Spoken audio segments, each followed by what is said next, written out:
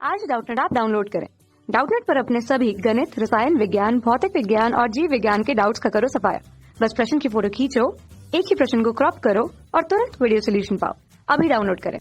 Hello दोस्तों, हमारा प्रश्न है हाइड्रोजन स्पेक्ट्रम में रेखाओं की विभिन्न श्रेणियों का वर्णन करें, इनकी उत्पत्ति के बारे में सिद्धांत का संक्षिप्त विवरण दें। ठीक है, तो हमें प्रश्न में क्या बताना है कि जो हाइड्रोजन स्पेक्ट्रम रेखाएं होती है उनकी प्रकृति और सिद्धांत के बारे में बताना है। ठीक है, तो देखिए यहाँ पे हमने इस तरह से n=1, n=2, n=3, ये क्या है, हमारी कक्षा है, किसी परमाणु की कक्षा है। ठीक है, तो इसमें अगर हम स्पेक्ट्रम रेखाओं की बात करें, ठीक है, तो जब हाइड्रोजन परमाणु का इलेक्ट्रॉन, ठीक है, जैसे 1, 2 कक्षा, 3 कक्षा, 4 कक्षा या 5 कक्षा, इसी प्रकार किसी भी कक्षा से, ठीक है, यहाँ पे n=अनंत हमने लिया है, किसी भी कक्षा से अगर आके n=1 कक्षा में गिरे इलेक्ट्रॉन, तो ये जो हमारी स्पेक्ट्रम रेखाएं बनती है इसे हम लोग लाइमन श्रेणी कहते हैं। ठीक है,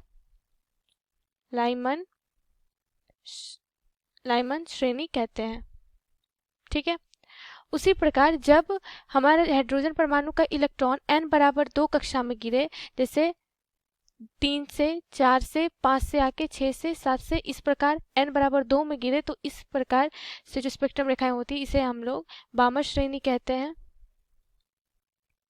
बामर श्रेणी। ठीक है, ठीक उसी प्रकार फिर जब इलेक्ट्रॉन n=3 कक्षा में आके गिरे, जो हमारा जैसे n=4, 5, 6, 7, इस प्रकार 8, 9, ठीक है, इस तरह से आके अगर वो n=3 कक्षा में गिरे, तो ये जो स्पेक्ट्रम रेखाएं होती है इसे पाश्चन श्रेणी में रखा जाता है। ठीक है, पाश्चन श्रेणी।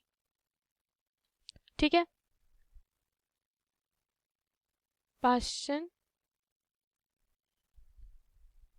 श्रेणी में। उसी प्रकार जब हाइड्रोजन परमाणु का जब इलेक्ट्रॉन n=4 कक्षा में आके गिरता है, जो भी कक्षाएं से जब वो नीचे आके 4 में आके गिरता है, तो इस प्रकार की जो स्पेक्ट्रम रेखाएं होती है इसे हम लोग ब्रैकेट श्रेणी कहते हैं।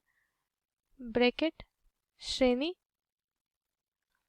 और ठीक उसी प्रकार अगर ये n=5 में आके गिरे, तो इसे हम लोग क्या कहते हैं,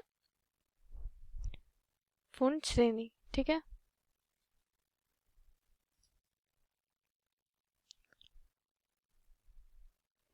पूर्ण श्रेणी कहते हैं। ठीक है, ये हो गई। अब ये जो जितनी भी स्पेक्ट्रम रेखाएं होती है, तो इसे किस भाग में रखा जाता है। ठीक है, तो जो हमारी लाइमन श्रेणी होती है, ये जो हमारी लाइमन श्रेणी है, इसे देखे तो ये लाइमन श्रेणी को पराबैंगनी भाग में रखा जाता है। ठीक है, जो हमारी स्पेक्ट्रम रेखाएं बनती है, तो ये जो हमारी लाइमन श्रेणी की जो स्पेक्ट्रम रेखाएं होती है इसे हम लोग पराबैंगनी भाग में रखते हैं। ठीक है, और जो हमारा बामर श्रेणी होता है इसे हम लोग दृश्य प्रकाश भाग में रखते हैं। दृश्य प्रकाश भाग में। ठीक है, और जो हमारा ये पाश्चन, ब्रैकेट और पूर्ण श्रेणी होता है, इन तीनों श्रेणी जो होती है, जो पाश्चन, ब्रैकेट और पूर्ण श्रेणी, इन तीनों को किस में रखा जाता है, अवरक्त भाग में। अवरक्त भाग में। ठीक है, तो ये दोस्तों संक्षिप्त में ये सारी श्रेणी की कौन से भाग में रखी गई है वो है, और किस तरह के स्पेक्ट्रम रेखाओं को हम कौन से श्रेणी के नाम से जानते हैं, ये है उसके ऊर्जा, उसके कक्षा के अनुसार। ठीक है, धन्यवाद। कक्षा 6 से 12वीं से लेकर नीट, IIT, JEE वो एडवांस के लेवल तक 1 करोड़ से ज्यादा छात्रों का भरोसा। आज ही डाउनलोड करें डाउटनेट ऐप या व्हाट्सएप करें अपने सारे डाउट्स 8400 400 400 पर।